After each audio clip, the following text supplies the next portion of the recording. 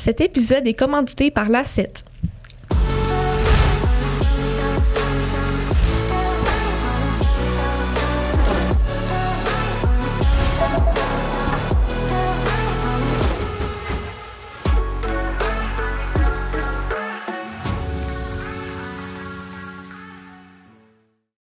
Chez Sismic Culture d'Impact, l'entrepreneuriat est au cœur de notre ADN. Chaque jour, on accompagne des organisations dans leurs défis humains et leur désir de faire de leur entreprise une véritable destination. S'engager auprès de la relève entrepreneuriale au Québec est important pour nous. C'est donc avec grand plaisir qu'on soutient le projet de Chloé et Camille et qu'on vous souhaite un bon épisode sur 3624, le podcast. Allô tout le monde, j'espère que vous allez bien. Bienvenue dans un autre épisode de 3624, le podcast. Aujourd'hui, on a reçu pour vous Sébastien Charland de Agendrix, une belle entreprise technologique de Sherbrooke. C'était vraiment intéressant de recevoir quelqu'un, dans le fond, qui est dans le milieu technologique. On n'a pas reçu d'invité dans ce domaine-là. Non, puis on a découvert un monde pour de vrai. Là, on a appris plein de termes. On dirait que Sébastien, c'est une bibliothèque humaine. Là. Oui, ben tu sais, il faut savoir que lui, chez Agendrix, il est CFO, donc c'est lui le chef des finances. Et ça, c'était vraiment intéressant aussi de comme d'entrer dans la tête de quelqu'un qui est comme, justement, là, les financiers, des fois, ils ont une vision un peu plus objective et tout, des choses. Puis chez Agendrix, c'est vraiment impressionnant. On a parlé de beaucoup d'affaires, mais je veux pas spoiler les trucs, mais je veux dire les grandes lignes. On a vraiment parlé de les beaux avantages qu'ils ont chez Agendrix. Tu sais, ils ont vraiment... Oui, c'est ça, les avantages RH. Là, ils mettent beaucoup d'énergie là-dedans. Il nous a aussi fait comme un retour en arrière de ses débuts parce que lui, il est CPA de formation. Il a tout laissé tomber pour se lancer dans Agendrix. Donc ça a été comme un gros, tournant dans sa vie. Oui. Puis il nous a parlé de ses débuts-là. Il nous a parlé de l'évolution d'Agendrix. Il nous a parlé un peu de chiffres aussi. C'est toujours bien intéressant. Pour vrai, on a appris beaucoup d'affaires. Puis, vraiment. Ils sont une entreprise en pleine évolution de Sherbrooke en plus, donc on est fiers. Oui, on est vraiment heureuse d'avoir reçu. Merci Sébastien d'être passé sur 3624. Donc voilà, ça ressemble à ça. On vous souhaite un bon épisode. Bon épisode.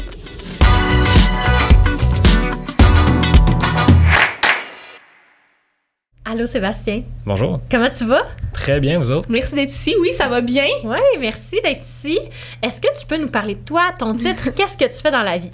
Oui, Sébastien Charland, je suis de Sherbrooke. Je suis actuellement chef des finances et associé chez Agendrix. Puis dans le monde day-to-day, là, genre les finances, puis les RH, administration dans la compagnie. Brièvement, c'est quoi Agendrix? Agendrix, c'est un logiciel de gestion d'employés. On aide les PME à gérer tout ce qui est leurs opérations au niveau horaire, feuille de temps, communication, puis les dossiers RH. Est-ce que vous faites genre, vous offrez, mettons, des services éducatifs ou c'est vraiment juste la plateforme? C'est vraiment juste la plateforme. Okay. C'est sûr que ça vient avec un service de formation, si tu veux dire, éducatif. Ouais. Puis on a un blog également qui est de plus en plus lu par rapport aux meilleures pratiques en RH. Mais on n'a pas de formation ou de conférence, si tu veux, dédiée à donner de la formation sur les RH. OK, bien c'est ce que je pensais. Fait que là, si on retourne un peu en arrière, toi, ça a commencé quand Agendrix, mais avant ça, qu'est-ce que tu faisais? Ouais, c'est qui? Tu faisais ça d'où, là? Donc, moi, j'ai étudié en administration. Je suis comptable de formation. J'ai terminé ça il y a quelques années déjà. Ensuite, j'ai fait un MBA à l'Université de Sherbrooke à Longueuil. Puis j'ai commencé ma carrière au tout début, en fait, à Montréal. Dans le domaine donc finance, assurance corporative pour une compagnie qui s'appelle Travelers, qui est une grosse compagnie américaine. J'étais vraiment pas un entrepreneur typique au départ parce que j'étais plus dans la carrière. Si vous voulez vraiment focuser traditionnel, ça allait assez entrepreneur, bien. Dans le fond. Ouais, ça aurait pu être ça. La carrière, tu veux dire comme tu pensais beaucoup à ton salaire, mettons, puis ça? Ou? Je pensais, atteindre un bon poste dans une grande entreprise, voyager comme je voulais faire mes preuves, comme beaucoup de jeunes professionnels qui étudient en comptabilité, finance à l'université. Puis, en fait, 2 ans après le début de ma carrière, je commençais à avoir j'allais avoir 25 ans, pas un faux mot, mais plus un feeling à l'intérieur de moi que j'aurais toujours voulu être un peu entrepreneur ou au moins l'essayer. Puis mon opportunité, elle s'est présentée en 2016. Fait qu'on était au printemps. J'avais terminé mon MBA, ma carrière allait super bien. Puis j'étais à Sherbrooke avec certains de mes amis d'enfance, on était au Ciboire. Puis Sam, qui est un des cofondateurs d'Agendrix, qui est un de mes amis du secondaire au séminaire, il me contait comment Agendrix, ça allait bien, ils sont rendus, je sais pas moi, à 1 000 $ de revenus par mois. Puis dans ce temps-là, quand tu y penses, c'était comme impressionnant parce que ça partait de zéro, mais 1 000 $ par mois, ça fait 10 000 – 12 000 par année, là, fait que c'est pas immense.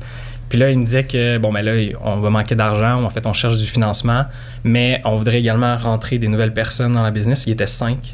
à ce moment-là. Puis on cherche quelqu'un qui va comme être bilingue, qui va avoir des skills vraiment différents des nôtres. Eux autres, c'était des développeurs puis des marketeurs. Qui va fitter avec la culture, qui va vouloir en manger, qui va avoir faim, là, si vous voulez. Puis là, j'ai dit à Sam, crème, on dirait que tu me décris. Puis on prenait notre bière, puis il dit, j'espérais que tu dises ça. Puis là, c'est à ce moment-là qu'on a commencé les négociations, puis aussi ma décision par rapport à quitter mon emploi, qui était vraiment une belle carrière là, en devenir, pour revenir à Sherbrooke, chez mes parents, dans le sol, puis comme partir la business avec eux. Hey, mais là, j'ai une question. Là. Vas-y. Tu sais, eux autres, d'emblée, c'était comme, on est 5, il y a 1 000 $ par mois, on négocie. Là. C'est quand même un énorme move. Comment tu te sentais là-dedans? Pour vrai, c'est sûr que la bière du Ciboire, la triple d'automne, elle fait fort. Ça a l'air un peu moins pire quand tu en discutes sur le coup avec eux. Mais Sam, c'est un gars extrêmement ambitieux. Puis il était partner avec un autre de mes amis d'enfance, Mathieu, qui est notre DG aujourd'hui. Sam, il est chef du marketing. Puis je savais que c'était des gars sharp. Il me mentionnait également que dans leur équipe, il y avait d'autres personnes fortes, dont Charles, qui est un autre cofondateur à Technologie. Puis juste le fait d'avoir... En fait, pas à cet âge-là, mais à ce moment-là dans ma carrière, tu penses pas trop au risque. Tu penses plus comme aux opportunités, puis les yeux qui brillent, tu vois la passion.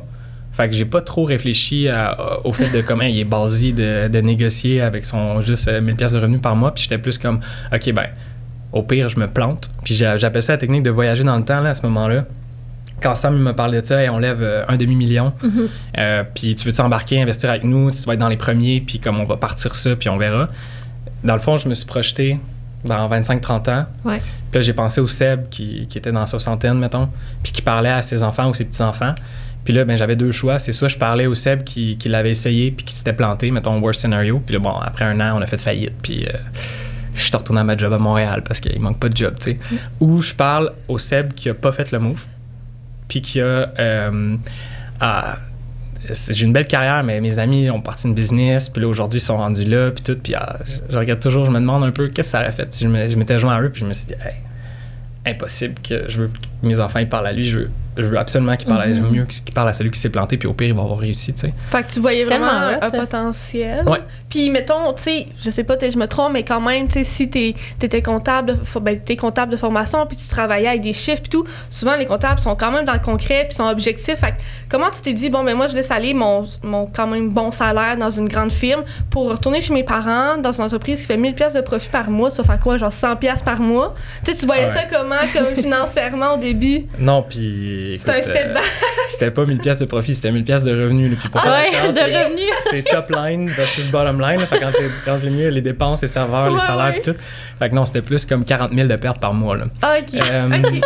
Je t'avouerais que je suis devenu comptable parce que je voulais être homme d'affaires quand j'étais jeune. C'est drôle, là, je voulais pas devenir genre avocat, astronaute ou whatever. Là. C'était comme je voulais faire des affaires. Ça venait me chercher. Puis j'étais vraiment bon avec les chiffres. C'était rapide, c'était naturel pour moi. Puis la façon la plus rapide, je me suis dit, ben je vais devenir comptable. Je vais faire dans l'entreprise. Fait que ça, il n'y a jamais un maudit comptable qui va me dire que je sais pas compter. Parce que je savais aussi que la raison principale pourquoi les entreprises font faillite, c'est parce qu'il manque d'argent, tu sais. Oui. Fait que ça, c'est mon côté, mettons, comptable, ça va. Je le voyais que ça valait pas grand-chose là, en termes de... Si tu fais juste checker sur le papier, la valeur comptable, comme on dit. Mais le potentiel des gars, le mien, puis comme je vous dis, le risque que je me plante, à ce moment-là, tu sais, j'avais pas de dette. J'étais pas en couple, j'avais pas d'enfant, pas de maison, même pas de chien. Fait que si je l'essaye pas maintenant, quand est-ce que je vais l'essayer? Fait que mon côté rationnel a juste fait, c'est un risque calculé. Au pire, je me plante. Puis je retourne trouver ma job, puis j'ai perdu mon cash dans de maison, là, mais tu peux t'en mettre de tout. Là. Ouais. OK, ben oui, c'est une belle vision. Fait que là, t'es arrivé, tu t'es lancé avec eux, puis est-ce que à ce moment-là, c'est pas indiscret, est-ce que c'était toutes part égale, les 5 personnes? Non. Puis ça a été... c'est souvent des problèmes dans des entreprises, puis ça, on peut vous en parler un rayon. Comment ça avait été fait, c'est qu'il y avait un des actionnaires qui avait avancé les fonds, il était plus vieux. Okay. C'est lui, initialement, qui avait comme eu l'idée initiale, puis après ça, il s'est entouré de développeurs puis de marketeurs pour la bâtir, puis éventuellement de moi puis de d'autres comme Adam, qui est le 5e partner aujourd'hui, qui est aux ventes. Puis cette personne-là avait un petit peu plus que 50% de l'entreprise. Après ça, il y avait... Nous, on nous appelle les jeunes dans le groupe, parce qu'on avait tous 25-26 ans, genre, quand on est rentrés. Puis après ça, bien, il y avait ce qu'on appelle du love money. Fait que la blonde de lui, l'oncle de l'autre, tu vois le genre. Et on avait également des investisseurs institutionnels qu'on appelle. l'ACET, donc l'accélérateur d'entreprises technologiques de l'Université de Sherbrooke, et également Sherbrooke Innopol. Fait que tous ces joueurs-là avaient investi dans la ronde de financement et qui a été notre seule ronde de financement ever en 2016 pour lever le demi-million là, ou le 450 000 que je vous mentionnais un petit peu plus tôt. Fait que dans le fond, toi, en 2016, quand t'es arrivé, c'était pas comme on continue pout-pout comme on est en ce moment. C'était là, on se revire puis on veut justement lever un demi-million puis ici puis ça. C'était ça qui se passait dans le fond. Exact. Dans le fond, là, c'était comme... On s'embarque pour quelque chose de plus grand. Tout à fait. C'était le tout pour le tout. Parce que quand tu brûles 40 000 $ par mois, je veux dire, c'est pas long qu'il manque de fonds. Ouais. C'est clair. C'est sûr que là, je viens de vous nommer qu'il y avait une grosse tralée, si vous voulez, d'actionnaires puis d'investisseurs genre là-dedans. Fait que comme tu splits au début, mais surtout une personne qui avançait l'argent, puis à un moment donné, c'était comme, tu sais, je peux pas faire ça indéfiniment. Fait que là, on lève 500 000, puis après ça, le but, là, c'est comme, on pousse la machine, on croît le plus vite possible pour soit devenir ce qu'on appelle break-even, ça veut dire arrêter de brûler ses profits, puis pas nécessairement faire du profit, mais être égal pour pouvoir continuer, ou avoir tellement démontré un potentiel de croissance qu'on fait une nouvelle ronde de financement, ce qui est vraiment traditionnel dans les startups technologiques. Là. Qui relèvent tout le temps avec des plus grosses valeurs. Là, c'est ainsi avec l'économie, ça va un peu moins, là, bien que pour les entreprises qui ont ce modèle-là. Mais c'est ça.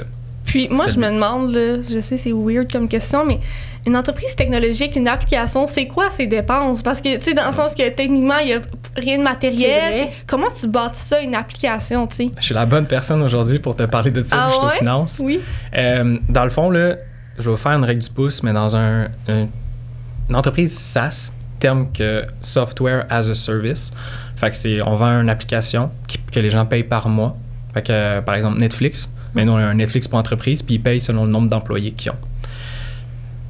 La principale dépense, c'est que tu peux pas commencer à vendre ton logiciel avant de l'avoir développé. Tu sais, par exemple, vous faites un service de consultation ou tu es comptable ou peu importe. Tu peux aller voir quelqu'un, puis tout de suite, commencer à faire sa comptabilité, puis tu as du revenu qui rentre à tous les mois.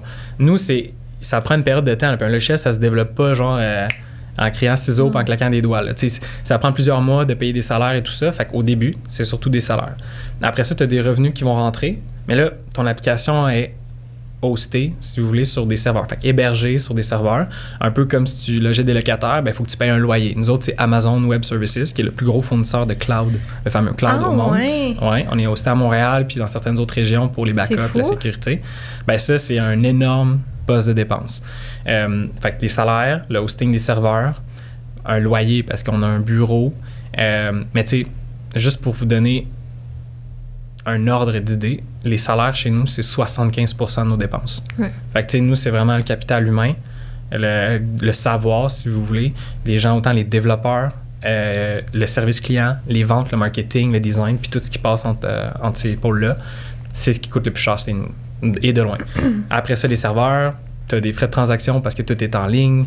Écoutez, c'est surtout des applications des serveurs après ça, notre frais, mais ça a l'air intangible, surtout pour monsieur, madame, tout le monde. Puis moi, j'étais pas un gars technologique. Là. Quand j'ai commencé, là, j'ai ravalé mon ego, puis c'était comme, OK, fait que là, mes skills de finance, ils me servent pas tant grand-chose ici. Il faut que je comprenne quand les gars parlent de code, quand ils vont faire du QA, puis là, tous les nouveaux acronymes, puis là, il faut que je convainque du monde. Je me souviens, en 2016, là, j'appelais, puis on voulait faire des démos à distance avec Zoom, OK?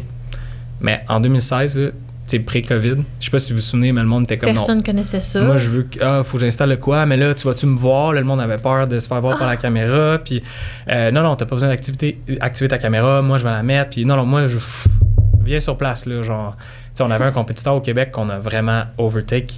Il shippait encore des CD par la poste. Puis après ça, il allait chez eux puis il installait le chez son ordi. Fait que nous, on était ailleurs. Fait que ce que c'est drôle, c'est que quand la COVID est arrivée, tout le monde s'est mis à avoir des caméras, tout le monde s'est mis à utiliser Zoom. Puis nous, ça n'a rien changé dans notre modèle d'affaires. C'était comme vraiment plus facile.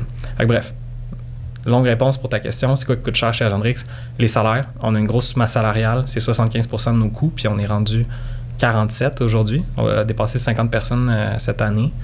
Après ça, c'est comme les serveurs. Tout ce que tu vois pas, là, mais qui en réalité, c'est de l'immobilier, mais dans le logiciel. C'est ça. Dans un cloud. Puis est-ce que les gars, dans le fond, eux, c'était comme des nerds de la techno? Ou c'était quoi leur profil pour qu'ils soient... mettons Mathieu, qui est notre DG, puis Charles, qui est notre chef de la technologie. Ces deux gars-là, c'est pas des nerds. Si tu les verrais, c'est des gars comme... socialement, sont là. C'est pas le big développeur. C'est pas des développeurs. Non. Puis pour vrai, la plupart du monde, oui, c'est vrai que les développeurs sont plus introvertis que la moyenne de la population, mais tu viendrais chez Agendrix, puis il y a plein de sportifs de plein air, il y a plein de monde qui ont des passions, qui sont passionnés. Oui, il y en a certains qui sont plus le profil type, mais en général, là, c'est beaucoup plus diversifié que les gens pensent. Là. Puis c'est des très bons emplois aussi, fait qu'il y a de plus en plus de monde qui vont là-dedans. Oui. Mathieu et Charles, par contre, ils ont commencé les deux à coder, je pense, à 13 ans. OK. Puis il faisait genre des contrats en ligne, là, genre il faisait des sites web pour les gens qui avaient des idées, puis il commençait à faire leur job comme ça, il parlait sur des forums, puis là il apprenait à coder, puis tu sais dans le fond tout ce qu'ils ont appris à l'école, ils l'ont fait pour les diplômes et tout, mais ces gars-là ils étaient déjà ils étaient en avant. C'est des gars très allumés déjà, puis qui avaient une force là-dedans. C'est ça. T'sais, quand tu commences à 13 ans, n'importe quoi, dans n'importe quel domaine, quand tu arrives à 18-20, t'as un edge sur le monde que c'est la première fois que tu commences à apprendre à faire du code à l'université. Là. Fait qu'eux, rapidement, ils se sont dit, nous, on va se lancer en business, puis ça va être une application d'un genre, là, tu sais. Eux, ils ont eu plusieurs entreprises, puis mettons, comment tout ça a commencé. Fait que je vous ai expliqué, Matt, je le connais depuis le primaire. C'est un de mes bons amis au primaire à la Sacré-Cœur, à Sherbrooke. Puis après ça, au secondaire, moi, j'étais allé au séminaire Saint-Charles. Puis, au séminaire de Sherbrooke aujourd'hui. Et Sam, c'est là que je l'ai rencontré. Sam, lui, était plus... il vient d'une famille d'entrepreneurs. Son père était podiatre, il y a les cliniques podiatriques, etc. Puis lui, il avait des idées. On était au cégep, parce que je te comptais tantôt. Puis là, moi, j'allais au cégep avec lui. Puis là, il me disait, j'ai une idée, là, je veux développer une application. Puis j'étais comme, OK, ouais, c'est quoi ton idée? Puis là, là, je veux pas trop t'en parler. Tu sais, d'un coup, je m'en fais voler, puis tout ça. Puis son idée, c'était comme... c'était un Facebook. C'était dans le temps que Facebook commençait, là. Ça faisait genre 2-3 ans, c'était peut-être en 2009-2010. Puis c'était genre un pet social. Fait que c'était un Facebook pour mettre tes animaux. Exact. Je te laisserai Sam t'en parler là, parce qu'il a fait signer un NDA, genre Non-Disclosure Agreement à des gens. Mais dans le fond, là, il me cherchait des développeurs pour monter ça. Puis moi, je connaissais Mathieu. Puis j'étais comme un peu resté en contact. J'ai fait, je connais quelqu'un. Fait que là, j'y ai présenté Mathieu. Ils sont allés prendre une bière au Ciboire. Le Ciboire, ça revient, là. Ouais. Puis là, Mathieu, lui, au cégep, il avait rencontré, puis même un peu avant, il avait rencontré Charles, qui vient de, pas Victo, mais Warwick, dans ce coin-là. Puis avec les forums, il était venu étudier à Sherbrooke, il était devenu ami.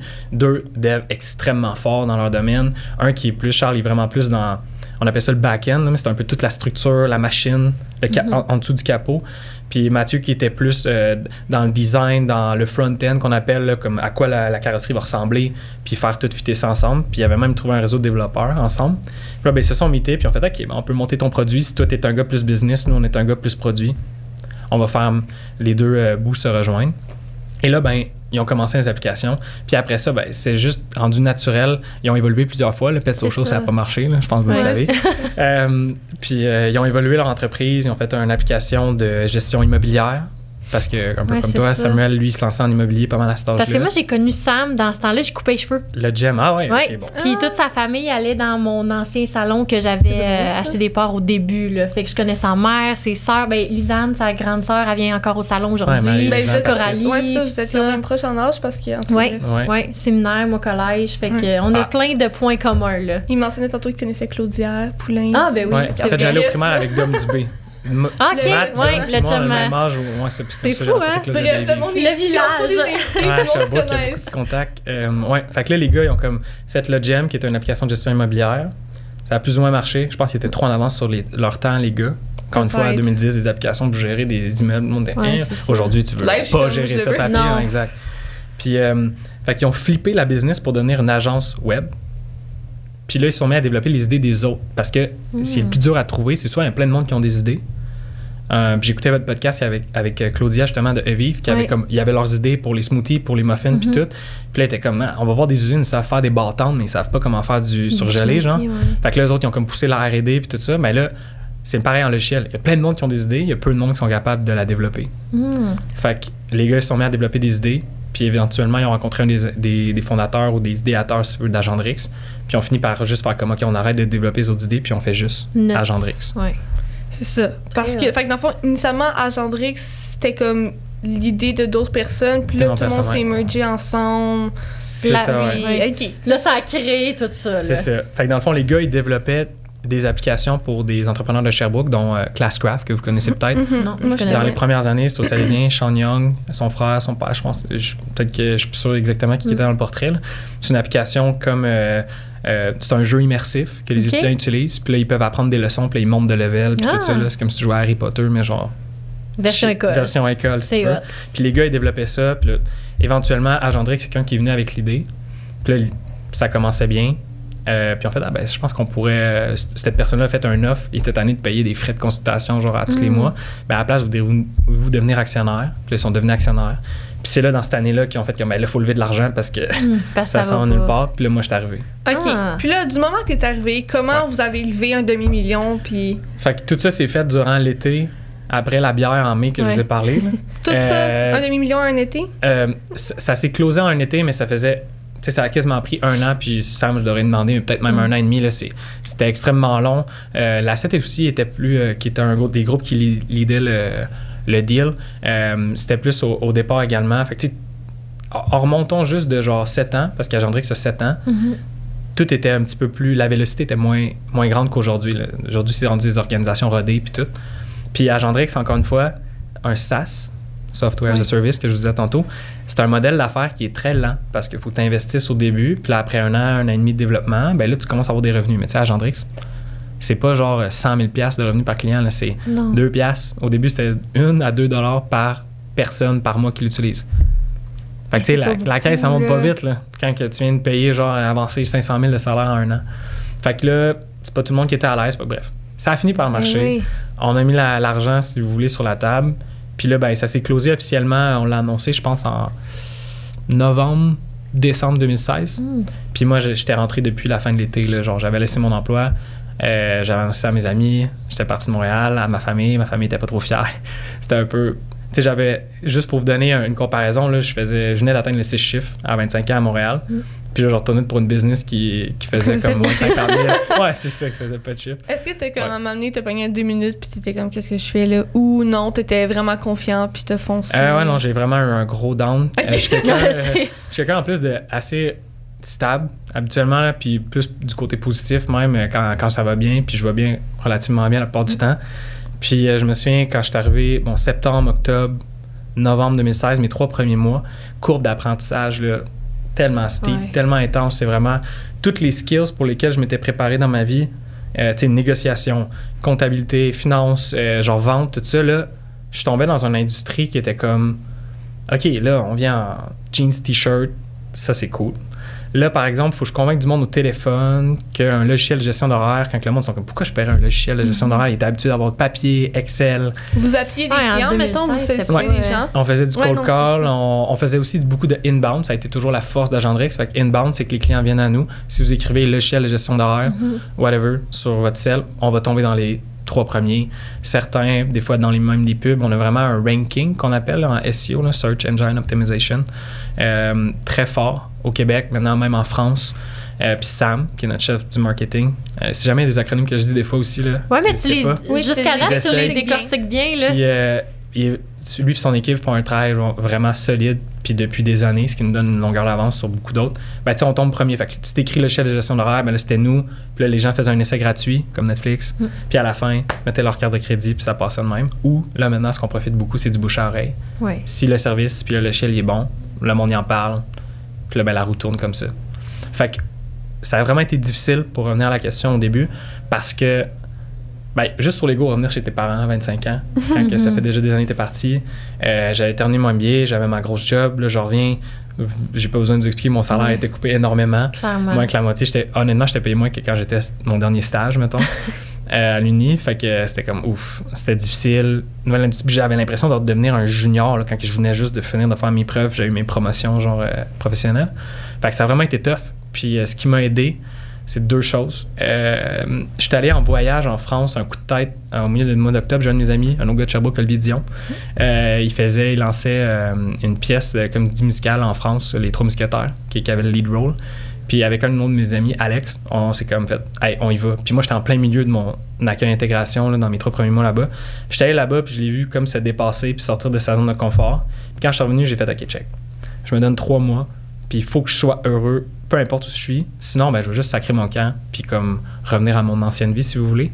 Puis on dirait, après ça, ça a comme commencé, OK, là, je commençais à closer les comptes plus facilement. La technologie, on dirait que ça commençait à me rentrer, le langage, je me sentais moins useless, là, puis moins genre poche. Puis là, ça fait OK. Puis quand le 1er janvier 2017 est arrivé, tu sais, New Year, New Me, là, ça arrive pour vrai, c'est un vrai phénomène, ça marche. C'est des super bonnes pubs en passant, des promos si j'attendrais que ça marche. On envoie genre New Year, New Me avec genre une promo sur un produit, puis honnêtement, ça convertit. Ça fonctionne. Puis à partir de là, ça a juste été genre, boum. Mais c'est ça, ça a été quoi l'envolée? Tu sais, mettons là, on va dire que ça fait 6 ans, en fait, que vous avez réussi à lever ce premier demi-million-là, puis ish. Comment ça a évolué en 6 ans? Je sais que c'est large, là, mais est-ce que genre ça vous a surpris ou c'est allé au rythme auquel vous vous attendiez? Je pense que tout le monde avait un rythme dans la tête qui était différent. Mettons Sam, un gars avec beaucoup d'ambition. Ben, je pense qu'on en a toutes, mais beaucoup d'optimisme. Puis moi, j'étais un petit peu plus du côté de réaliste. Puis maintenant, je suis aux finances. Les bons financiers, ils vont tirer le groupe vers le réalisme pour le budget. Là, Puis Sam, lui, c'était comme sky's the limit. Là, genre, on peut aller dans d'autres pays, on peut faire 100 millions, genre, tu sais, comme des chiffres là, vraiment ahurissants. Puis c'est un peu ça, cette passion-là qui m'avait attiré de toute façon.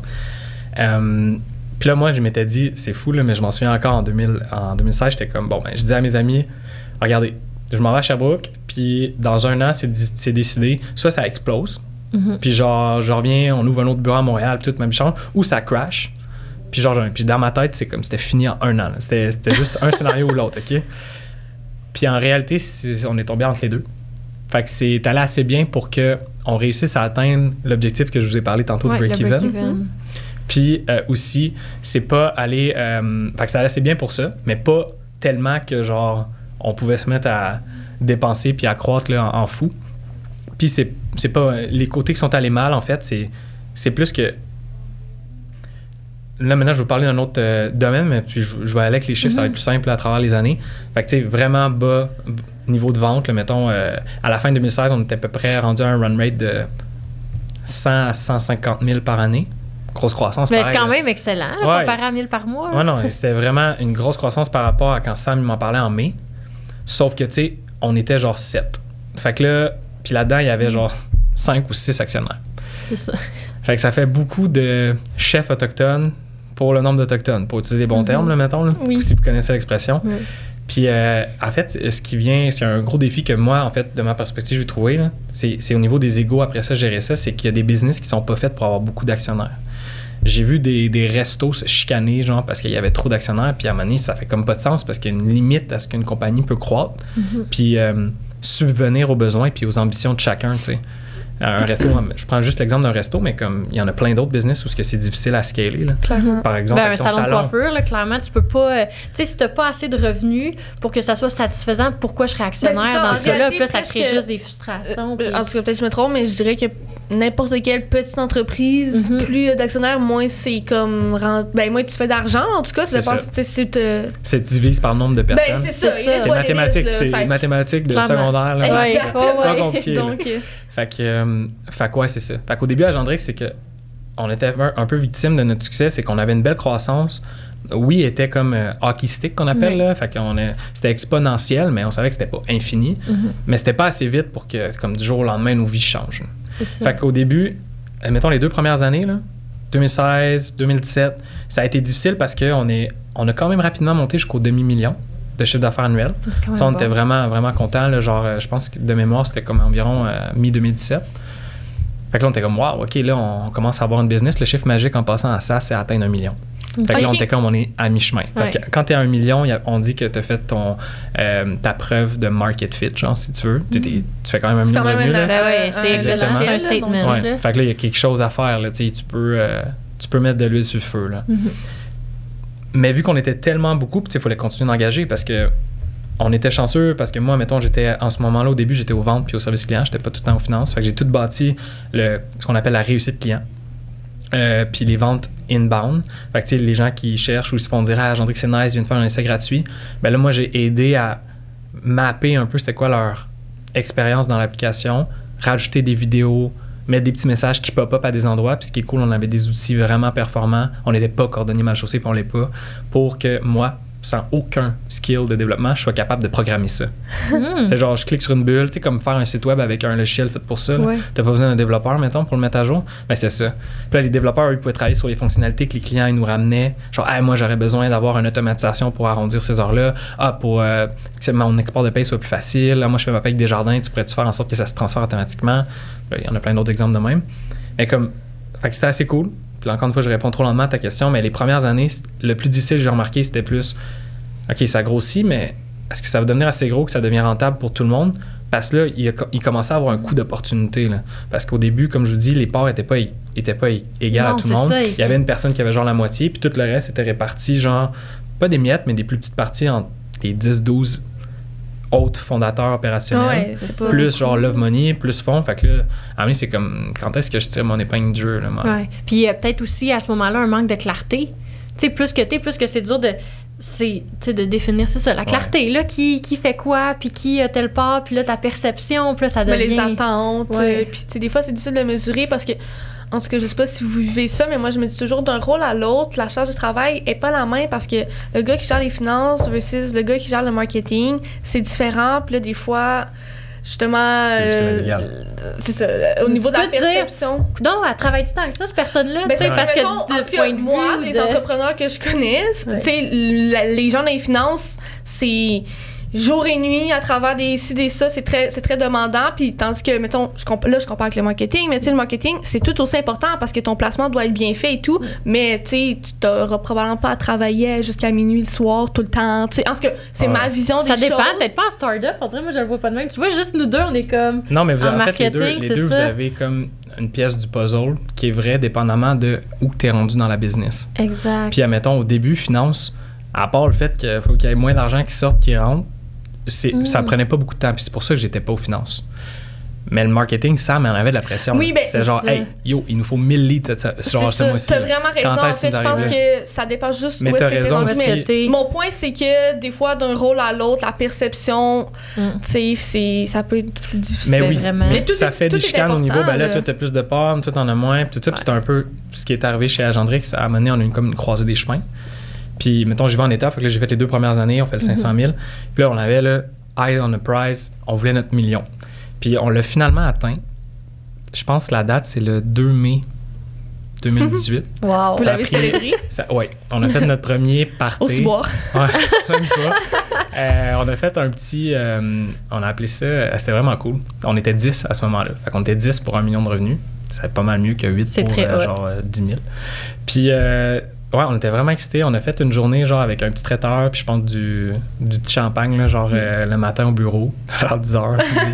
Puis après ça, on est allé jouer au paintball. Oh. Puis après, on a comme invité des actionnaires. Il y en avait quand même beaucoup. Puis on avait un autre petit traiteur, là, genre en fin de journée. Puis c'était vraiment cool. On a appelé ça le MDB, $1 Million Baby. Ah! C'est bien hot! On a encore des photos de ça. Ouais, c'était vraiment cool. Et là... Fait que ça, c'est la première partie, le grind. Okay? Le grind qui a vraiment été plus tough. Ouais. Avec des salaires de stagiaires, puis tout. Là, oui. Puis c'est correct. Ça, faut que tu fasses, puis travailler vraiment beaucoup. Là, votre 36-24, 36 heures, il manque dans la journée, c'était pas mal ça. Là. Je me souviens qu'au début, moi, j'étais un gars qui est pas mal plus sur l'équilibre. Mon ancien job, là, je travaillais 37h30 semaine. J'avais 4 semaines de vacances par année. Puis c'est rare que j'avais à faire des gros rushs. Là, j'étais efficace dans mon travail. Puis là, je travaillais 7 jours semaine. Je faisais du support les week-ends, je faisais les fériés, puis ça faisait comme 2 ans que je roulais de même. Puis je l'avais dit aux gars en plus que je ferais pas ça. Mais j'étais motivé, tu sais. Tant mieux. Tu aurais pu te rendre compte que c'était plus important pour toi, tes fériés, puis tout ça, l'équilibre, que le contraire. Ben, mais c'est hot. Mais à ce moment-là, j'étais prêt à faire le sacrifice. Exact. Faut le faire pour un moment. Exact. Je pense que j'ai rarement vu des gens qui ont réussi à jamais le faire. C'est vraiment... Moi, je trouve ça vraiment inspirant s'ils sont capables. Mais j'étais dans un bon moment, encore une fois, tu sais, comme 25 ans, j'avais aucune responsabilité. Mais t'es passionné C'était le moment aussi, pour l'essayer. Ouais, c'était le moment pour l'essayer. C'est ça. Là, la deuxième partie, mettons, on fait 2018, 2019, puis jusqu'à 2020-ish, là, avant le COVID. Le deuxième million, là, on l'a frappé 14 mois plus tard. Hey, c'est fou, ça! Ouais. Fait que là, je viens de vous dire que c'était mai, mais c'était avril quand on l'a frappé. Puis 14 mois plus tard, fait que c'était genre avril-mai, puis c'était en juin. C'est comme le 2 juin, on a frappé le deuxième million. Puis là, on a fait « Holy shit, OK, ça, c'est nice. » Fait que ça vient de prendre 3 ans et quelques pour faire le premier. Puis là, ça a même pas pris 1 an et demi pour faire le deuxième. Puis là, on était à peu près genre 18-20. Fait que tu sais, comme on gardait notre cadence. Et là, genre, on était break-even, puis on n'avait toujours pas besoin de lever de l'argent. Puis là, ça l'accélérait. Puis là, le monde commençait plus à « Hey, j'ai entendu parler de vous. » Puis c'était comme « Qui utilise ça? » Au début, là, quand c'était difficile, je me disais dire « Hey, bonne chance pour ton projet d'école. » Ah, je me suis tellement fait dire souvent ça, là, puis j'étais comme « On a déjà genre on a fini. 100 clients, là, genre, puis tout. » Mais dans la partie après le deuxième million, ça arrivait presque plus ça. Puis ça arrive plus aujourd'hui. Là. Non. Mais au début, là, c'était rough. Tu sais, faut que tu le prennes sur toi, puis tout. Puis même si on avait tous les chocolats favoris, puis tout ça, c'était comme passé. Fait que la deuxième, c'est comme vraiment une phase d'accélération. On engageait, puis c'est drôle parce que les 20 premiers employés d'Agendrix, c'était comme... Il y a tellement de monde qui viennent de Sacré-Cœur, du séminaire de Sherbrooke, ou genre les voisins, ou des amis, ou des cousins. Comme, c'est ça, tout le monde, c'est un petit village. Exact. Puis là, on commençait comme à pouvoir un peu pêcher dans d'autres bassins, où on amenait de la diversité, notre première fille, parce que le domaine technologique, c'est très masculin. Les développeurs, c'est la moitié de nos employés, puis comme tu vas dans des cohortes d'ingénieurs ou genre de développeurs, puis tu vas voir que le bassin est plus difficile en partant. Fait qu'il fallait combler sur service client, au marketing, aux ventes, au design. Puis là, on est en train de s'améliorer. Là, on n'est encore pas là, mais on vise un 30%, 40% d'ici 5 ans. Là, si on serait capable, ce serait top. Oui, c'est bien. Mais cette deuxième partie-là, où vraiment la première, c'est le grind, la deuxième, ça l'accélère. C'est là que là, bon, ça grossit plus vite, mais on est quand même encore 6, 7, mettons, dirigeants, plus tous les autres investisseurs. C'est un peu réparti en des miettes. Est-ce que ça vaut encore la peine? Puis là, on a eu vraiment des plus grosses discussions. Ça s'est un peu plus échauffé. Je n'irai pas dans trop des détails, mais il a fini par avoir un associé qui, en plus, était dans une autre période de sa vie, qui allait plus à sa retraite. Puis c'est lui qui avait la part du lion de l'entreprise. Fait qu'il travaillait moins. Mais là, c'est sûr que ça frustre les 5 jeunes qui sont en train de pousser. Là. Puis là, c'est comme la business, une compagnie tech, ça vaut quand même, peut-être moins aujourd'hui là, avec ce qui se passe avec la Silicon Valley Bank et tout ça, mais ça vaut un multiple des revenus, pas du profit, des revenus. Fait que ça prend comme des millions dans le fond pour acheter une entreprise qui fait des millions. Et c'est beaucoup, là, multiple des revenus. D'habitude, c'est multiple des profits, je pense. Okay. C'est ça qui fait du sens au niveau comptable. C'est ça, mon chapeau comptable, c'est ça qui fait du sens. Mais là, multiple des revenus, c'est comme OK. Puis là, nous, on est comme Saint-Ticu de Sherbrooke, classe moyenne, mettons, on va pas aller voir la banque. Ouais, passez-nous 1 million chaque, puis on va donner ça à lui, puis notre business, ça va marcher. Là. Puis genre, fait qu'on a eu vraiment des défis dans cette deuxième partie-là. C'est comme, OK, là, il y a un vrai potentiel, ça grow, mais est-ce que ça vaut la peine? C'est comme, at the end of the day, parce que le coût d'opportunité, c'est d'aller se partir de nous-mêmes de quoi? Ou est-ce que là, on a des nouveaux skills? Puis que ça soit plus à nous, genre, ou tout à nous, genre. Puis ça nous a amené jusqu'en 2019-2020. Où ce que là, on rentre dans la troisième partie d'agenda, ou la fin de la deuxième, si vous voulez. Parce que là, on voulait trouver une façon de vraiment clore ce chapitre-là puis de trouver une solution. Parce que sinon, je vous dirais, c'était quasiment... Il y en a qui quittaient, là, dans la tête. Puis, on avait comme pas de solution avec les institutions bancaires traditionnelles. On ne fitait pas dans les boîtes. C'est trop différent comme entreprise. Puis finalement, on a rencontré quelqu'un de chez BDC, JP Poisson, qui était notre directeur de compte, équipe tech, basé à Montréal. Fait que lui, il comprenait rien. On l'a rencontré, puis j'étais avec, OK, toi, tu comprends tout de suite les KPI, Key Performance Indicators. Key Performance Indicators. Mon anglais. Fait que dans le fond, c'est garder... Quel ratio est important pour ton entreprise? Okay, c'est quoi les métriques en SaaS, admettons? C'est le revenu que tu fais par abonné, ton taux de rétention d'abonnés parce qu'ils peuvent quitter à tous les mois. C'est quoi ton pourcentage de croissance par mois? Genre, c'est quoi tous les indicateurs de succès, finalement. Exactement. Pour vous, c'est tellement d'analyse, indicateur de succès. C'est le terme en français. C'est de raison. Parfait. Ouais. Fait que là, lui, il comprenait ça. Versus un banquier, t'es comme, mais c'est quoi tes actifs? Puis genre, c'est quoi? J'étais comme, shit, man, j'ai pas de bâtisse. Là, genre, j'ai une bâtisse, mais dans le cloud. Ouais, c'est ça, avec le cloud. Fait que ça marchait pas, là, tu sais. Puis lui, il nous a monté une solution. Puis en tout, là, c'était un deal de genre 6,7 millions. Puis ça me dérange pas de dire le montant parce qu'il est publié. On a fait un press release. Fait que c'est un deal de 6,7 millions. Mais là, c'était pas comme le 500 000 qui rentre dans le business, puis là, on croit. Là. C'était 6,7 millions divisé entre... Fait que BDC a même embarqué Desjardins, qui était notre autre partenaire financier. Puis eux, ensemble, ils ont racheté la moitié de l'actionnaire. Fait qu'ils sont devenus nos associés. Plus, ils ont racheté les autres investisseurs, dont l'Asset, Sherbrooke Unopol, qui ont accepté de faire ça parce que c'était comme une condition des banques, puis ça nous permettait de débloquer un gros problème qu'on avait à l'interne. Puis, ce qui a vraiment été cool, ça c'est rare que ça arrive, c'est qu'ils nous ont prêté de la dette à la compagnie pour racheter le reste des parts qui restaient à l'actionnaire. Fait que ça a fait en sorte que les 5 jeunes, c'est vraiment les jeunes, parce que... Exact, on est encore aujourd'hui, mais bon... ça nous permettait à nous, comment ça fonctionne, là, c'est comme un management leverage buyout. Fait que management, équipe de management, leverage parce que c'est de la dette, buyout parce qu'on rachète des parts, puis on les a comme annulés, là, fait qu'il y a moins de parts en circulation. Fait que TLDR, là, Too Long Didn't Read, pour vous dire qu'est-ce qu'on a fait, c'est qu'en nous prêtant de l'argent, on a pu nous-mêmes racheter, fait que nos parts ont augmenté dans la business, puis on est devenus majoritaires, les 5 ensemble. OK. Fait que là, ça, c'est fin du chapitre 2. Là. Fait que chapitre 1, c'est on grind. Chapitre 2, OK, là, ça marche, mais ça vaut-tu la peine pour nous autres? C'est ça. Là, oui, on s'est pogné une bonne dette. Ouais. Puis genre, on a fait, holy shit, OK, là, on met toutes les œufs dans le panier, puis let's go. Puis on a des nouveaux partenaires financiers. Fait que là, on n'est plus comme 12. Non. On est rendu genre 7, 5 plus 2 banques, mettons. Puis là, commence la 3e étape. Puis ça s'est fait le 2020, ça s'est closé en mai 2021. Fait que ça s'est fait même pendant le COVID. Puis là, on regarde vers l'avenir. Puis OK, maintenant, qu'est-ce qu'on fait pour on a une couple de millions de dettes à rembourser dans 5 ans. Puis aussi, genre, qu'est-ce qu'on fait maintenant? C'est genre, on est vraiment à maître de notre destin un peu plus, là. Puis c'est là que tout le monde a fait, OK, on reste. Puis dans ces conditions-là, tu sais, moi, je vous expliquais, je faisais les ventes, services clients et tout. Les banques avaient comme, c'est rare une compagnie tech qui a quelqu'un aux finances à temps plein. Tu sais, parce qu'au début, c'est moins nécessaire, comme on expliquait tantôt. Mais là, quand tu as des millions en dette, tu as des millions en chiffre d'affaires, puis tu as des millions en masse salariale, on veut quelqu'un qui va gérer ça, qui va nous faire des prévisions. Fait que Seb, tu es comptable de formation, genre, on te veut aux finances. Puis c'était comme, OK, I did it. Fait qu'on a promu à l'interne quelqu'un à réussite client qui est éventuellement migré au produit. Puis on a quelqu'un, en fait, un nouveau directeur de réussite client qui est venu de chez Lyon Électrique, une autre compagnie québécoise qui fait des autobus bleus, là, genre électriques puis tout. Okay. Puis lui est venu. Fait que lui, il a changé d'industrie aussi.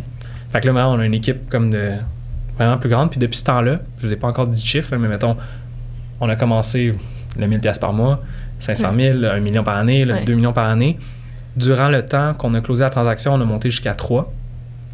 COVID est arrivé. Là, on a fait « Holy shit ». Nos entreprises clientes, c'est des PME. Au départ, c'était beaucoup des restaurants. Puis depuis, on avait beaucoup évolué dans les pharmacies, résidences personnes âgées, compagnies de sécurité, quincaillerie, puis tout. Puis c'est toutes des affaires qui ont vraiment bien performé durant la COVID. Fait que le premier mois, on a comme tout paniqué parce que tout a fermé. Nos revenus sont par mois. Fait que les gens ils posent l'abonnement. Fait que les revenus font ça. C'est notre premier mois de décroissance en 5 ans. Mais le mois d'après, c'est revenu. Puis depuis, on a plus que doublé. Fait que là, je vous ai dit plein de chiffres, là, mais en gros, aujourd'hui, on est à 8 millions de chiffre d'affaires, même un petit peu plus. Puis on vise un objectif ambitieux de finir à 10 cette année. Fait que t'as un gros move là, depuis le totalement, oui. Mais c'est une belle croissance. C'est-tu ça, l'hyper-croissance? Tu sais, je sais qu'il y a des termes de croissance, là. Oui, moi, je sais. Non, c'est ça. Il y a comme des scales de... T'es en croissance moyenne, je me souviens plus. Bref, on va passer du temps là-dessus, mais... Parce que comme je sais pas c'est quoi... Pour vrai, là, l'hyper-croissance, on a vu, là, ça arrive souvent en technologie. Là. C'est ça. Puis c'est triple, double. Là, oh my God, OK. Là, fait que c'est comme... Tu sais, nous, c'est arrivé... Les termes. Oui, c'est ça. Nous, c'est arrivé où, mettons, on a fait... c'est parce qu'il faut que tu fasses 1 million, mettons. Ouais. Puis là, après ça, nous autres, en 1 an, à peu près, on a doublé. Ouais. Fait qu'on a double. Mais l'hyper-croissance, c'est tu triples, mettons, après que tu as eu ton million, tu triples. OK. Après ça, tu retriples un autre shot. OK. Fait que là, tu fais 3, après ça, tu fais 9. Après ça, tu doubles, tu fais 18. Puis après ça, tu redoubles encore, tu fais 36. OK. Je suis vite dans les chiffres, là, mais... c'est parfait. Mais quand même, OK, fait que ça, c'est vraiment ça, c'est un vrai, là. Il faut que tu te rendes à 100 millions le plus vite possible. OK. Mais ces entreprises-là, puis là, je vais vous expliquer, mettons, 2 pattes qu'il y a en entreprise. Là, c'est, le premier, c'est un peu comme on a fait au début, c'est tu lèves de l'argent. Tu prouves que cet argent-là, tu l'investis bien pour croître. Puis après ça, tu dis, hey, j'ai encore besoin d'argent, parce que j'en perds plein, tu sais. Fait que là, la première fois, tu lèves 450 000. Là, la deuxième fois, tu lèves 2 millions. Là, la troisième fois, tu lèves 10 millions. Puis tu montes comme ça, genre. Ben, ces entreprises-là, habituellement, c'est eux qui font de l'hypercroissance. C'est ça. Ils trouvent une recette. Tu sais, Aviv, c'est un peu ça. Ouais. Ils trouvent une recette qui marche bien, pas un jeu de mots. Puis comme, ils relancent de l'argent, puis là, ça fonctionne. Puis là, il arrive genre des 20 millions, des 30 millions de chiffre d'affaires, puis ça va super bien. Nous, c'est un petit peu... On a choisi un autre path. Fait qu'au début, on a levé l'argent, parce qu'on n'avait pas le choix. Il faut que tu pars quelque part. Puis après, on s'est dit, nous autres, OK, les parts sont tellement disséminées que si on lève de l'argent, parce qu'à chaque fois que tu lèves de l'argent... Tu as des dettes. Oui, ou tu mets t'ordonnes des actions à quelqu'un d'autre, tu te dilues. Ben là, nous, on voulait pas se diluer, fait que nous, on va... Le terme en startup, en SaaS, c'est se bootstrapper, s'auto-financer. Fait qu'on limite notre croissance à ce qu'on est capable nous-mêmes de financer. C'est plus lent, sauf que quand il y a un downturn économique, ben souvent, nous, on a de l'argent de côté. Puis quand, en 2020, c'est arrivé, nous, on attendait l'argent de personne. On avait de l'argent en banque, on avait une couple de mois de salaire, puis nos revenus étaient stables, puis comme on n'attendait pas... Il y a du monde qui était en plein milieu d'une levée de fonds. Ça a dû être débile, comment, genre, le stress a augmenté, genre, je peux-tu faire la paie la semaine prochaine? Ben c'était différent. Non, c'est ça. Mais fait qu'on n'est pas hyper croissance, par choix. Oui, c'est ça, par choix, parce que ça aurait le potentiel, je suis certaine. Là. OK. Fait que là, après ça, vous êtes arrivé, là, votre 8 millions, vous avez l'intention d'aller à 10 millions. Ça, c'est en ce moment. Fait que maintenant, ça ressemble à quoi ton quotidien? Là tu as plus de tâches en tant que chef financier. Ouais. En ce moment, c'est une grosse période de l'année pour moi parce que... c'est très comptable, c'est parce que la fin d'année, c'est le 31 décembre, exact. Les entreprises, c'est d'autres moments. Nous, on a fait le choix d'avoir le 31 décembre. Fait que là, c'est l'audit financier. C'est répondre aux questions, vérifier les dépenses, puis là, ils fournissent des rapports après ça à nos investisseurs, les états financiers, évidemment. Fait que c'est beaucoup de questions, beaucoup de révisions, beaucoup de classements. Fait que ça m'occupe beaucoup, les déclarations d'impôts, tous ces trucs-là. Puis en même temps, maintenant qu'on est plus gros, on a une équipe de Senior Leadership Team, qu'on appelle. Fait que là, dans tous les départements, on a vraiment du monde fort. Pour vrai, j'ai jamais été dans une aussi performante équipe. On a du monde fort dans tous les domaines. Puis mes partners, là, comme Sam, Adam, Charles et Matt, là, comme... on peut avoir des différents, on peut avoir des gros égos, comme je vous ai parlé tantôt, qui se rencontrent des fois, mais c'est fou à quel point tu peux aller plus loin quand tu as une équipe. Au début, je disais c'est un problème, puis maintenant, on est genre, c'est hâte qu'on soit les 5. Puis maintenant j'extensionne ça, là, genre avec Steve qui était au développement, avec David au design, avec Martin que je viens de vous parler à réussite client, puis il y en a d'autres maintenant dans chacun des départements, Marc au produit. Fait que là, c'est comme, on peut s'appuyer sur les autres. Là, moi, je m'en vais en vacances, puis comme j'ai pas... des fois, des solopreneurs, là, des solo-entrepreneurs, il y a beaucoup de stress qui vient avec je vais en vacances, là, c'est qui va gérer ou s'il arrive de quoi. Puis là, nous autres, c'est comme backer. Puis on peut mieux, genre, pas se diviser, mais se répartir les tâches pour éviter d'être trop éparpillés. Mais c'est vraiment intéressant ce que tu dis parce que justement, dans l'épisode avec Marilyn, c'est direct ça qu'on disait parce que, mettons, elle aussi est rendue avec sa senior leadership team. Puis en tout cas, bref, comme quand t'es bien entouré puis que t'as des gens, des grands postes là, dans ton entreprise, c'est fou de réaliser que comme t'as ces personnes-là qui gèrent tous ces départements-là puis que t'as même plus à te casser la tête pour un certain moment, là, on s'entend. Non, mais il y a toujours des growing pains, mais c'est ça. Puis pour vrai, autant que c'était je pense qu'une entreprise qui est faite pour être plus petite devrait vraiment... C'est un facteur clé de succès de rester le moins possible. Mais nous, ça valait la peine de struggle puis d'encaisser ce coup-là pour ce qu'on est là aujourd'hui, profiter du fait que tu peux t'appuyer sur les autres. C'est full important. Des fois aussi, c'est plate, mais il faut que tu te débarrasses de certaines personnes ou que tu sépares les chemins pour utiliser des plus beaux termes. C'est ce qu'on a fait. Puis souvent, après que ça soit arrivé, ça unleash un potentiel de créatif puis de développement vraiment supérieur. Fait que non, c'est vraiment important pour ça, genre à ce niveau-là. Puis comme là, oui, on vise le 10 millions. Je te parle c'est un objectif qui est difficile à atteindre. Le contexte économique est plus incertain. Les PME peuvent avoir plus de misère. On a une expansion en France également où on a déjà 15% de nos revenus. Wow! Fait que tu sais, on a du monde là-bas. On a $1 million d'exportation. Fait que ça, c'est quand même cool là, pour... ça paraît pas. Là, est-ce que c'est 100% en ligne? Oui. OK, c'est cool. Ça, c'est tout fait par le SEO, Search Engine Optimization, je vous ai parlé tantôt, puis là, un petit peu le bouche à oreille, puis on course du client, puis on raffine le produit pour qu'il fitte mieux avec les lois du travail français, parce que c'est vraiment différent d'ici. On la paye au mois, pas à la semaine ou 2 semaines. Ils ont d'autres règles d'horaire, ils ont un paquet de conditions, c'est beaucoup plus strict là-bas qu'ici. Mais c'est le fun. T'sais, on parle avec des clients français à tous les jours. On a plus qu'1 millier de clients sur la France. Puis on se perfectionne, fait que ça, c'est comme, t'as un autre volet. Mais là, à un moment donné, il va falloir que t'aies une personne qui vienne scaler là-dessus. Puis mon quotidien, c'est drôle, mais oui, ce que je viens de vous dire au niveau des finances, mais parfois, vu que j'ai l'expérience de vente puis de service client du passé, je vais aller interviewer des clients français. Je vais négocier avec eux pour closer un deal. Puis je vais avoir comme plusieurs chapeaux. Fait que ça peut être un truc. J'ai aussi un gros chapeau RH. Agendrix, on est de plus en plus reconnus pour nos pratiques RH. qu'on mentionne, on a Andréane qui est une super rédactrice de contenu qui partage les meilleures pratiques, puis souvent qui va partager des pratiques que nous-mêmes on fait à l'interne. J'ai écrit un article, je pense que c'est l'année passée, puis je parlais du labo RH à Agendrix, et souvent on lit les 5 partners, puis même notre SLT, fait que Senior Leadership Team. Souvent, on se partage genre, des pratiques qu'on a vues dans un autre business, peu importe, genre Netflix, ils ont une culture assez impressionnante dans le livre, puis on fait comment on essaye tout ça. Puis là, dans notre labo, on essaie une pratique, soit dans un département, soit at large. Des fois, on se fait ramasser malade, on fait OK, fuck, ditch ça. Mais des fois, ça marche tellement bien, on fait comme wow. Puis il y a un nouvel article que je viens de travailler dessus qui va sortir bientôt, qui c'est la loi de Conway, c'est que les structures de communication interne de l'entreprise, la loi a dit que, dans le fond, c'est que tu crois que ça impacte comment tu vas rendre ton service puis développer ton produit. Puis nous, c'est exactement ça qui arrive. Tu sais, admettons, une pratique Matt, notre DG a mis en place, c'était on appelle ça les kudos. C'est comme des high five. Kudos pour ceux qui utilisent Travel. Puis genre, tu peux envoyer un like, dans le fond, aux gens pour ce qu'ils viennent de faire. Puis nous, on fait une rencontre all hands, avec toute l'équipe en Google Meet, parce qu'on est principalement à distance. Puis là, on présente, admettons, les résultats du dernier 2 mois, puis où est-ce qu'on s'en va, les nouveaux employés, etc. Puis au milieu, on a comme on arrêtait. Puis on avait un employé, Mike, qui a une voix radiophonique, qui lisait genre une espèce de boîte, une boîte aux lettres de kudos, que tous les employés, n'importe quand, pouvaient envoyer genre « Hey, merci beaucoup à Justine, elle a géré ce dossier-là genre avec tellement de brio pendant mes vacances, là, c'est genre nice à revenir, puis c'est smooth sailing. Puis là, Mike, il les lit toutes. Puis là, c'était tellement rendu populaire, il y en avait genre 10, 15, 20 à tous les 2 mois, qu'on a fait un module. Là, on ne pouvait pas l'appeler Kudos parce qu'il y a une compagnie qui s'appelle Kudos, puis il y a des droits d'auteur, on l'a appelé High Five. Puis que maintenant, tous les employés, dans n'importe quelle entreprise, cliente chez nous, peuvent envoyer un high five à tout moment à leurs collègues privés ou à toute l'entreprise pour qu'ils voient « Merci beaucoup de m'avoir aidé », puis tout ça. Puis le manager reçoit une notification que son employé a été comme reconnu par un autre employé. Fait que c'est comme nos pratiques internes, RH, ben on les parle dans les blogs, mais on les développe dans notre produit aussi, puis on essaie d'encourager nos clients à le faire. Fait que ces pratiques-là, RH, viennent ça avec un lot de responsabilités, de procédures et tout, puis là, c'est moi qui est responsable de ça aussi. Okay. Fait que ça, c'est dans mon day-to-day, je peux répondre à des questions ou faire des formations sur comme comment lire ton talon de paye, c'est aussi simple que ça. Des fois, je vais travailler sur comme comment on va pricer des nouveaux produits, parce que j'ai quand même une expertise de marché, puis mon volet comptable, les finances, un peu le produit. Puis c'est drôle parce que tu disais, ça a dû être dur, tu sais, des fois tu nommes d'autres personnes, puis admettons, tu parlais de Marilyn qui on a une équipe, mais il y a des tâches que tu aimes fondamentalement faire dans une business, surtout quand tu es entrepreneur. Comme, c'est rare que tu veux juste faire une chose. Là, puis moi, une affaire que j'aimais vraiment gros quand j'étais au service client puis aux ventes, c'était faire du produit.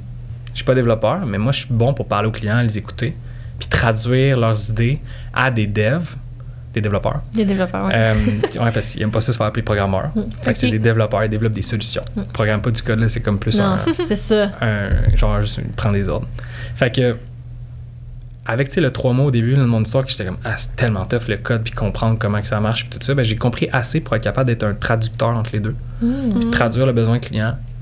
Entre eux qui parlent pas le code, puis avec eux qui parlent le code. Puis avec un business case que des fois les développeurs n'ont pas. Mais pourquoi il veut faire ça? Moi, je m'en fous, genre. C'est un développeur qui est daltonien, puis t'essayes d'y expliquer que, puis c'est vraiment le cas chez nous, puis t'essayes d'y expliquer que c'est important, les couleurs pour le design, puis tout dans l'app, mais ça va y prendre genre 3-4 jours de plus de développement. Il va faire comme fuck off, man. Moi, je vois du noir puis du gris. Fait que c'est un peu ça, mais tu vois ça. Je le faisais comme à temps partiel, puis en passant aux finances, ben comme fuck, à un moment donné, il faut que j'arrête de faire ça. Genre. Fait qu'on a nommé quelqu'un, Marc, que je vous ai mentionné, qui lui est encore plus passionné puis qui va amener ça à un autre niveau, mais comme t'es obligé d'en laisser aller. Sauf que ça fait partie de la game. Puis je pense qu'un bon manager, pas entrepreneur, un bon manager devrait tout le temps penser à sa relève. J'ai lu ça à un moment donné quelque part, là, puis un bon manager, c'est la personne qui a déjà un plan pour sa relève, pas dans ses 6 premiers mois, là, mais over time, pour que s'il arrive de quoi, ben, la business, elle survive à lui. Puis je pense que tout le monde est remplaçable, mais les bons managers font ça, empower les autres, puis ils finissent par s'élever eux-mêmes en le faisant. Mais je suis vraiment d'accord avec ça. Puis je me questionne parce que je sais, mettons que là, je généralise, mais tu sais, typiquement, des fois, les filles sont comme un petit peu plus dans les détails, genre le micromanagement. Puis là, émotionnellement, sont reliés à quelque chose, tandis que les gars sont des fois un peu plus froids et tout. Puis bref, tu comprends ce que je veux dire? Est-ce que ça a eu une genre de... As-tu remarqué quelque chose par rapport à ça chez Agendrix, vu que ça a été longtemps principalement des gars, puis que ça l'est encore principalement, ce qui est comme, c'est correct parce que c'est ça le domaine, mais est-ce que tu trouves que justement, vous, comme vous êtes plus objectif, puis vous vous détachez de vos émotions, puis vous laissez aller les choses, ou non, genre les émotions sont embarquées aussi dans certaines choses, puis ça peut être tough? Les deux, puis t'as tellement raison, j'ai tellement d'exemples qui me viennent en tête. J'ai des départements de gars où, tu sais, service client, où des fois, on sentait qu'il y avait comme une... c'est Matt, je pense qu'il avait coiné ce terme-là, parce qu'il y avait une ambiance de chambre de hockey. Là. OK. Fait que, des genres de calls ou des jokes, vous voyez genre un peu, là, puis tu fais comme... Tu sais, c'est pas si pire parce qu'on est 20 puis on vient tous du même secondaire puis de quartier, mais quand on va être 40, là, puis qu'on va avoir du monde de plus de différents âges, puis plus de diversité, on travaille d'ailleurs genre, sur un projet d'équité, diversité, inclusion, genre au travail, puis les meilleures pratiques d'embauche pour ça. C'est comme ça passera pas, ça, fait qu'il faut l'adresser comme tout de suite. Fait que oui, clairement, quand on était moins, tu sais, quand on était 8, on peut faire un party puis tout le monde avoir plus de fun puis genre s'en sacrer un peu. Là, rendu 20, là, tu fais comme au fun. Là, tu gardes une petite gêne, là, on est rendu 40 puis il y a plus de diversité, comme je mentionne.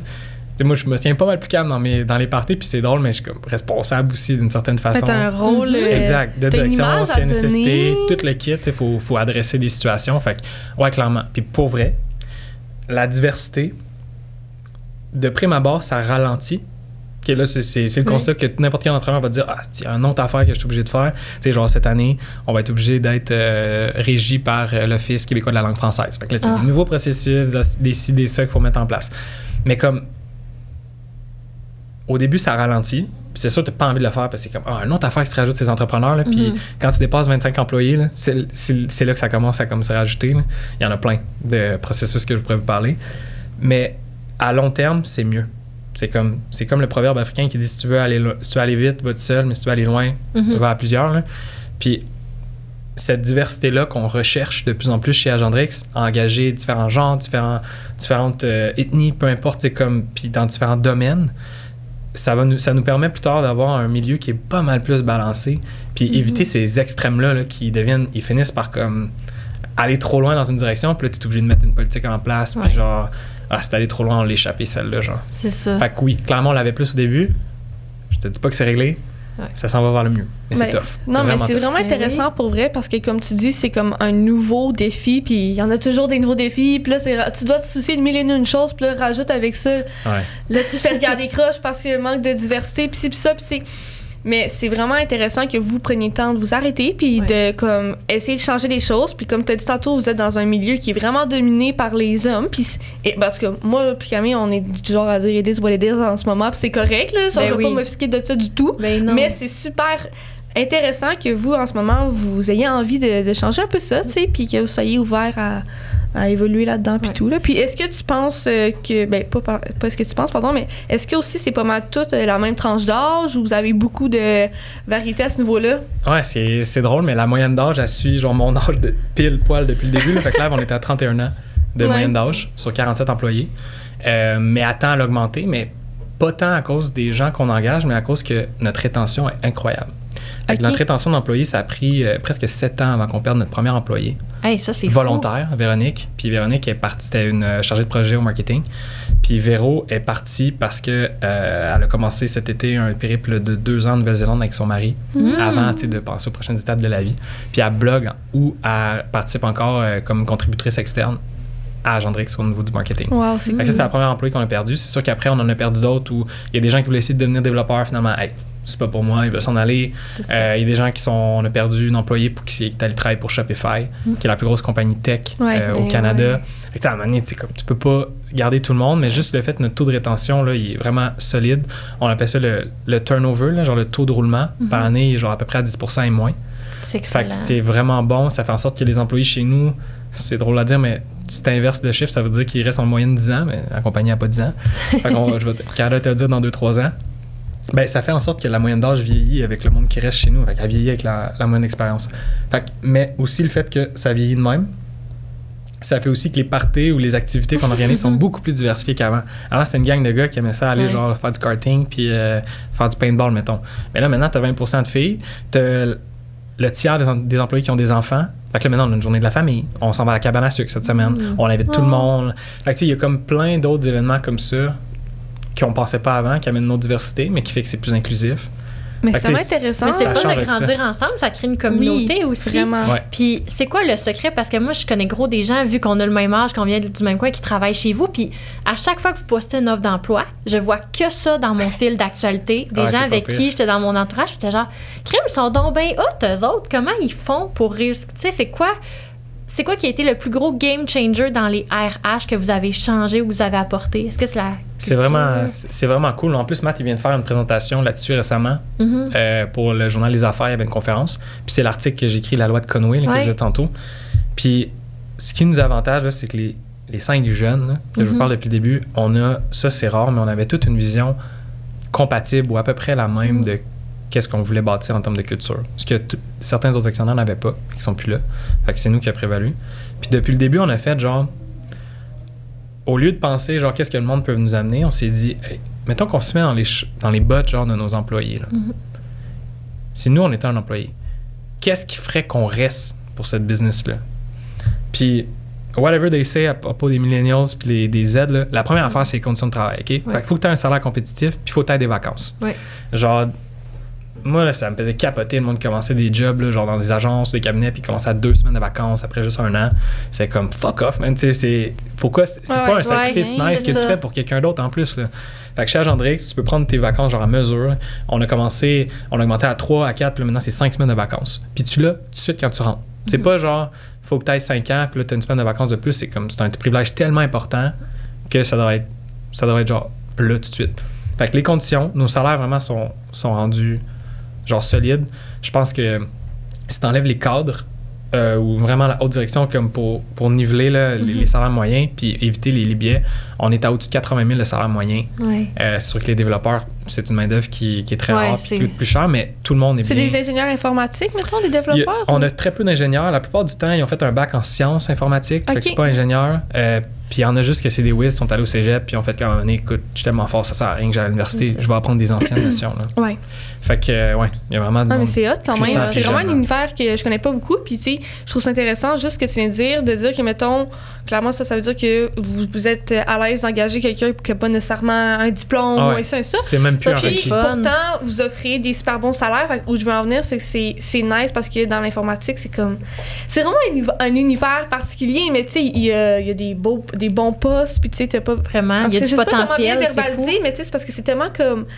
L'autre, tu l'as pas, ouais, on dirait. Puis, en tout cas, moi, mon chum, il est comme ça, il est comme plus introverti un peu, puis il veut être ingénieur, ben, il étudie là-dedans, puis mettons, là, il fait du codage, puis tout, à l'uni, puis je suis comme, oh my god, qu'est-ce qui se passe dans ton cerveau pour comprendre ça, genre, mais je trouve ça...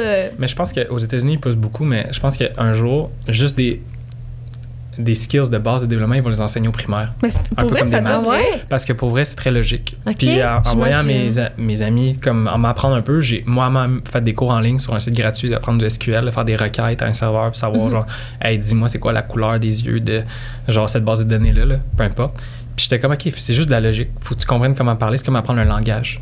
Fait que, tu sais, nous, on voit ça comme la grosse affaire, mais après, tu fais comme, OK, non, c'est comme de l'immobilier, mais dans le nuage. Puis après ça, dans le nuage, voici tes outils.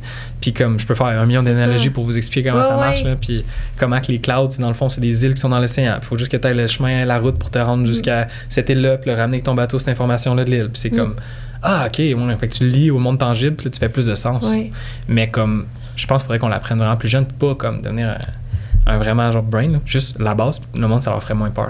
Mais vraiment, mais c'est comme une autre langue, c'est comme apprendre le chinois. Ouais, mais en même temps, tu sais, le parallèle que tu viens de faire, là, de dire que c'est pas si compliqué que ça, je trouve que ça se rapporte à tellement de choses dans la vie parce que, tu sais, mettons, on compare avec l'aspect financier de la vie, puis tout, là, monsieur, madame, tout le monde.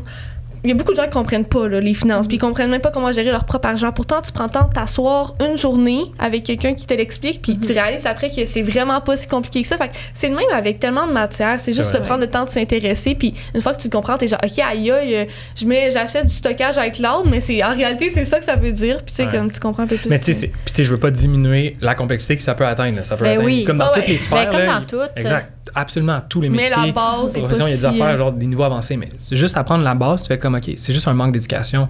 Oui, comme, OK, c'est pas la fin du monde. Tu sais, exactement les finances, le nombre de mes amis que j'ai comme aidé à juste faire, t'as déjà fait un budget?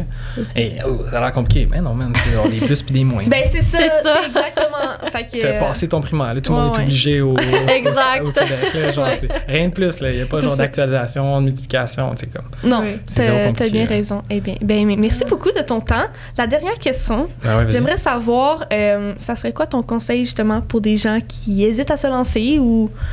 Je pense que quand on veut se lancer en affaires, je vous ramène à mon histoire du début, là, genre, tu sais, pourquoi mon côté rationnel n'est pas comme fait, hey, wow, ça n'a pas de sens de t'investir là-dedans.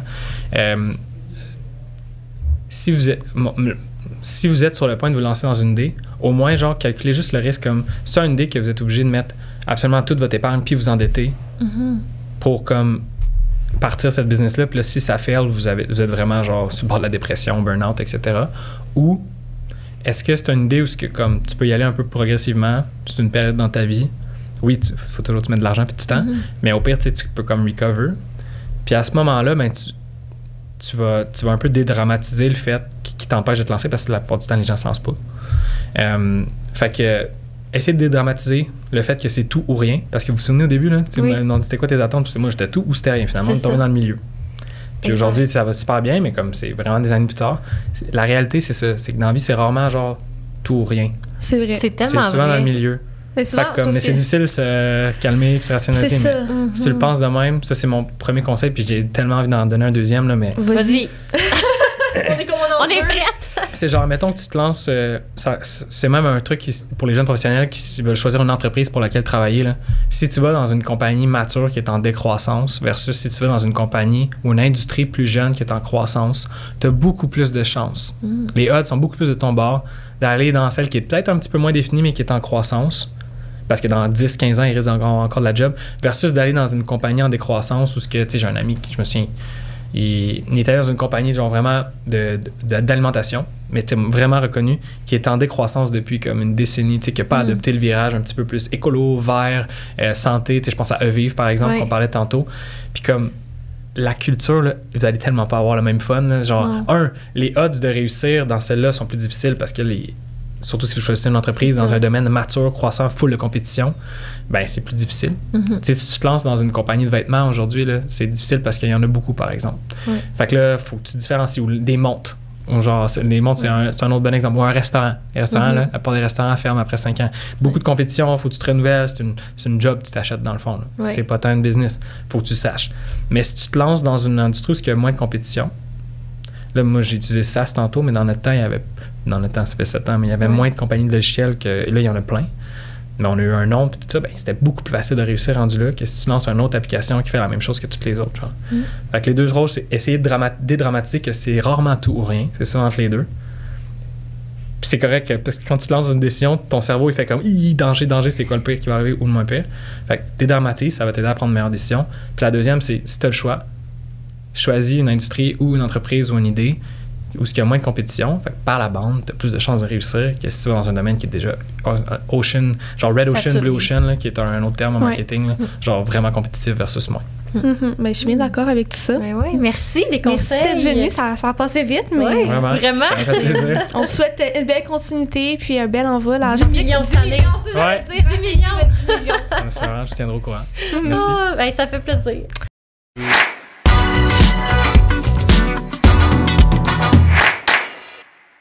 Cette saison de 36-24, le podcast est propulsé par Sismic Culture d'Impact.